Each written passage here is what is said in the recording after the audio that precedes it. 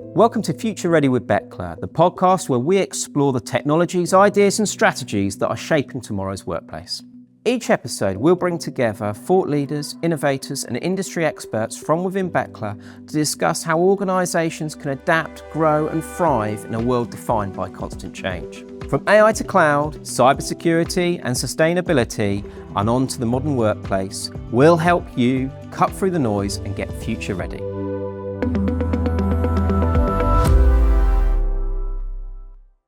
Welcome to the Bechtle Future Ready podcast. I'm Steve Harley, Field CTO here in the UK, and I'm joined by Michael Harley. Michael, do you want to introduce yourself? Yeah, Michael Harley, head of Bechtle Interiors. Been here 21 years now, so... Done a shift? Yep, less for murder, they say. So, Michael, to start off, I suppose, addressing the kind of the elephant in the room. Why Bechtle Interiors for an IT company? Some people won't necessarily see the link.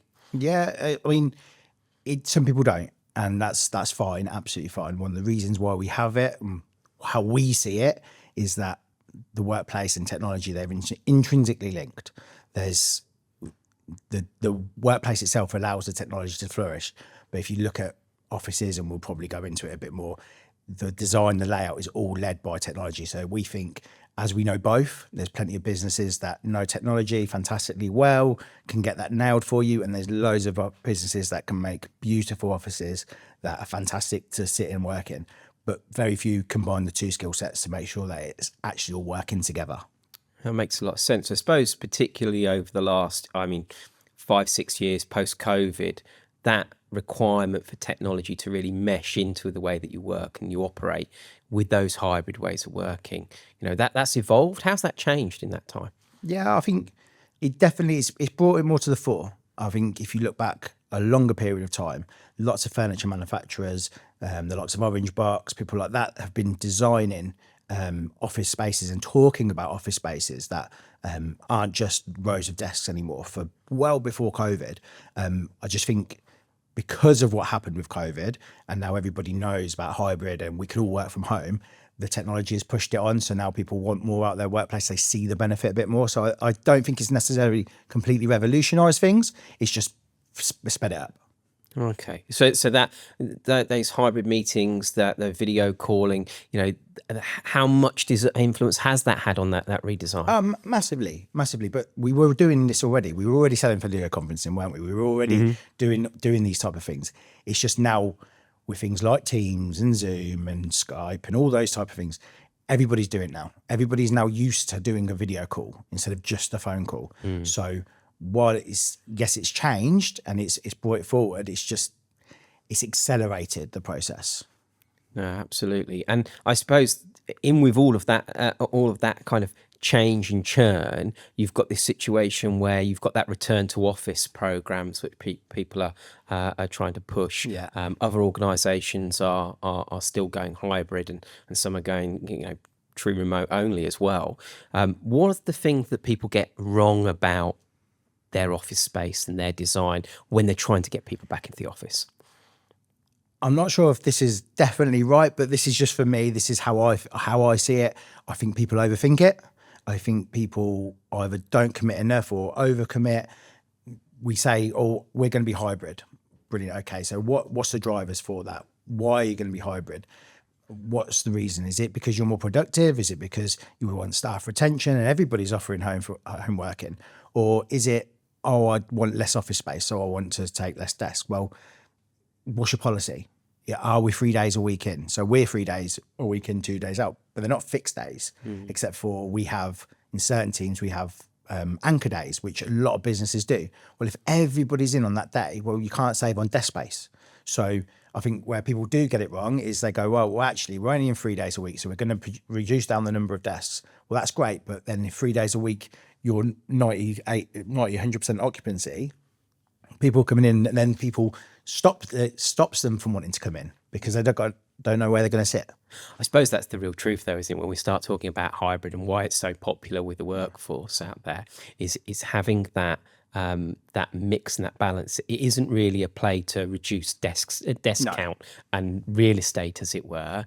It's more about staff happiness, retention, well-being, those sorts of considerations that make it easy to attract and retain staff within your organisation. And when you're in that mode, I suppose you've got to really make the office worth the commute. 100%, 100%. Because we have gone through this situation where we've all got home setups and things, your office has to offer better than what you can do at home. Now, we all know there's obvious things about the training and retention, being able to listen to your peers and go, oh, you just said that. Why did you say that? Especially when you're a younger, say, salesperson or IT technician or whatever it is, when you're on that journey, it's vitally important that you're able to work with your peers. But equally, when I get to the office, it's got to, or my place of work, it's got to be worthwhile. There's no point in me going there if the screens don't work, or there's no dock, or the internet's flaky, or I've got to sit in the canteen, which is fine because we don't have all the desks, but the wireless is no good. It's got to be worth it. It's got to make it, and that's not putting slides in. That's about making it a good environment that fits with the tasks that I've got to do of that day. So task-based is really important, what you produce in that environment to over and above being at home. No, absolutely, I think that's those collaboration spaces. You mentioned slides there. One of probably the most controversial things in the Northampton office would be the pool table, right? Yeah. But the amount of good quality conversations that gives and the opportunity to break, I suppose it's trying to find the right mix for your organisational culture. Absolutely, and I think that's the office isn't. You don't build your office to generate culture. Your culture is within. It's how you operate. It's you as people, and that office space or workspace should reflect that. Now, in our office in Northampton, the pool table massively controversial when we're doing it because it's on the sales floor. It's not in a breakout space. But what we found is we had people within different departments that were had difficult relationships with different departments, but that pool table enabled them to come together, have a game of pool, break down some barriers, and it actually helped us moving forward into relationships, I suppose. Into a better team, right? Into a much more cohesive team. Yeah. Now, we've got control of that. You guys, you can't be playing pool all the time, but that's not the office place fault. That's how you run your office. Yeah. Do you know what I mean? We're not super strict. It's not, you can only do it at break times, because then I think that causes an issue. But equally, you just got to monitor and control. And I think if you respect it and your culture's right, then things like that are fantastic. It's really interesting when you're thinking about that design and people are looking for that advice. You know, what sort of process do you follow when somebody comes to you and go, we're moving or we're thinking about redesigning an office? What does that look like when you're engaging with Bechtle Interiors? So for us and for me, it's very much, what are you trying to achieve? And what is your business? What's the purpose for this space that you're looking at? So firstly, we try and use tools as quickly as possible to get some basic sort of flows in a space plan. So I guarantee I can't tell you what you do want, or you can't tell me what you do want, but you can definitely tell me what you don't want when I show you it and go, I don't like that, I don't like that, I don't like that. It's a brilliant, let's use tools and get that quick. But if we go back to our own business, which I always refer to, is if we look at, we just recently moved our Manchester office. Now, the reality of that is it's a sales team. That's the function of that office. It doesn't have an accounts department. It doesn't have IT technicians. It's a sales office. So the needs of Manchester's office are very different to the needs here in Chippenham. So it's not one fits all. So when we looked at the space, we talked about it, and yes, we need desks and chairs. That's a given. Yeah, it's a sales team. We don't want them to be too big. We don't want them to be able to clutter all their desks. But then equally, we've got areas where who is the space for? It's not just for our staff, which predominantly it is, but it's for our partners and vendors that come in. And we found that in a lot of places, and I imagine it's here in Chippenham, I know in Northampton office, vendors come in and they'll go to the back of the office and they'll sit, or a little nook and cranny, and they'll sit around, and our HP or Lenovo are getting value out of their staff coming into our business to train our guys. Are we getting value out of them being there? So what we decided to do was put them front and center as you walk in. So it means nobody can walk past in and out the office without saying hello. It gives that sort of collision zone, for want of a terrible terminology. Terrible I hate John Thorpe, that is. But like, so they have to meet, they have to talk there. Then we're like, okay, well, what about the training environment? So we have meeting suites down there, and we're talking about putting a training suite in there with, the dividing wall. And so we can have 20 people. It's like, well, why? Why take everybody off the sales floor? Because that's all this functionality is. It's why take them off the sales floor, send them down to the other end of the office. Because they're not disturbing, so the other half of the team aren't being disturbed? Well, unless you're a better sales manager than I ever were, if you can get half of your sales team, when half of them are down the office, to continue making cold calls and continue being super productive. I've never managed it in 20 years, yeah? So let's just accept that then that It'll be disruptive. Yeah, you split them. So, well, let's have a training suite that's in the middle of the sales floor, that's a bit open. Like, yeah, if it's super, you've got to concentrate. Yes, we've got those suites. We've got those, it's exam-based or whatever, but it's a general... Somebody's coming in to talk about speeds and feeds. Why can't you all be sat around and somebody in the corner? I also found that happened is, well, we think will happen, is that when the sales team have finished, if you've got somebody's gone, right, okay, we've got a call out straight after, well, then they're not coming in through the meeting room, going and grabbing a coffee, going back to the desk, having a chat with the person that hasn't been in, let them get up and go off. They're straight into it. Keep that momentum. Keep the momentum. That's the idea of it. That's really interesting. So what you've described there is a scenario where you've really delved into the requirements of that space and how it's being used, and then you're structuring it accordingly, and making sure it's intentional. So that's clearly part of the engagement. Exactly. Would I do that for an accountancy firm? Absolutely not. It just wouldn't work. But it'll be a different approach for their requirement. Exactly. And I think that's the most important thing, to make sure that we understand what your business is trying to do, where not just from a productivity point of view, but from that culturally point of view. I have a client that I know they're going to want a client suite as you walk in, and it's going to be this.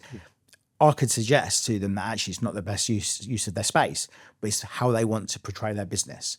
So it's right for them. It's right for them. Yeah.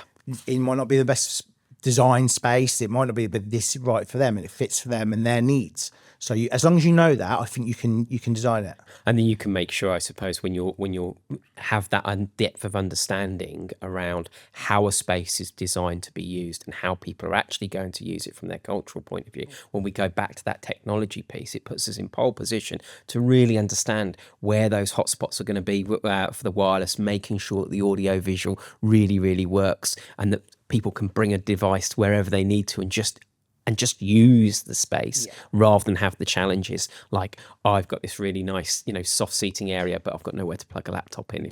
So it's being intentional. And I suppose that's the value then of dealing with Bechtle. That's where we think our USP is. That why you'd use a technology company to do your office space. Because again, go in, and this is no slant on anybody, but the amount of offices you go in and you go, oh, that looks brilliant. But why have you got a screen there with a camera? It's an open place. So you're not going to have an open conversation, like a meeting in an open area, quite on a video call. So it's pointless. Don't do that. Just have your laptop and make sure the power's in the right place.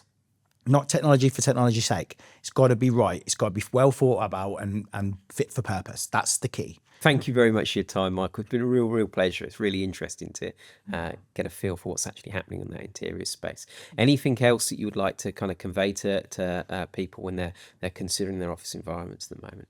I think for me, it's don't be rigid.